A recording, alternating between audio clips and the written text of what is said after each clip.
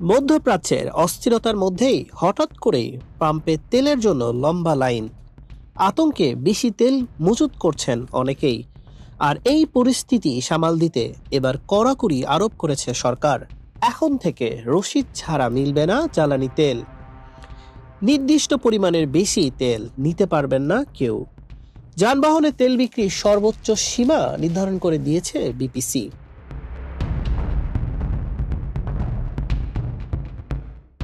মধ্যপ্রাচ্যে চলমান সংঘাতের প্রভাব পড়তে শুরু করেছে দেশের জ্বালানি তেলের বাজারেও।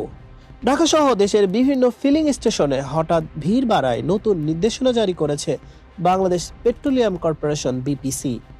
শুক্রবার বিপিসি জানিয়েছে, তেল বিক্রির ক্ষেত্রে নির্দিষ্ট সীমা মানতে হবে। তেল কেনার সময় আগের ক্রয়ের রসিদ দেখাতে হবে।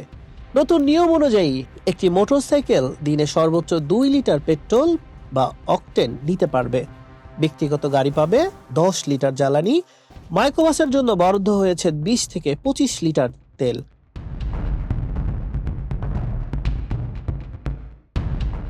এছাড়া পিকআপ, লোকাল বাস দিনে 70 থেকে 80 লিটার তেল নিতে পারবে। আর দূরপাল্লার বাস, ট্রাক, কাভার্ড ভ্যানের জন্য নির্ধারণ করা হয়েছে সর্বোচ্চ 200 থেকে 220 লিটার তেল।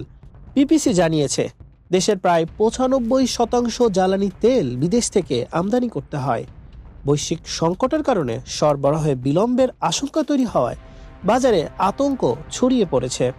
অনেক ভোক্তা প্রয়োজনের অতিরিক্ত তেল কিনে মজুত করার চেষ্টা করছেন বলে জানিয়েছে সংস্থাটি। তেলের যে কোনো অভাব নেই, এটা খুব স্পষ্টভাবে বলেছে যে ধরেন আমি এই মন্ত্রণালয়ে প্রতিমন্ত্রীর দায়িত্বে আছি, আমার সেক্রেটারি হিসেবে আজকে আপনি সমস্ত পত্রিকাতে কোনো জায়গায় গণমাধ্যম কিন্তু বলেনি তেলের সংকট আছে, বরং আমাদের কাছে সাফিসিয়েন্ট আছে। আমরা গতকাল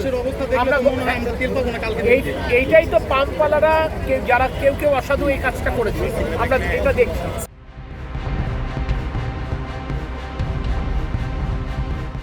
তবে বিপিসির দাবি, দেশে জ্বালানি তেলের সরবরাহ স্বাভাবিক রাখতে আমদানি কার্যক্রমে অব্যাহত রয়েছে।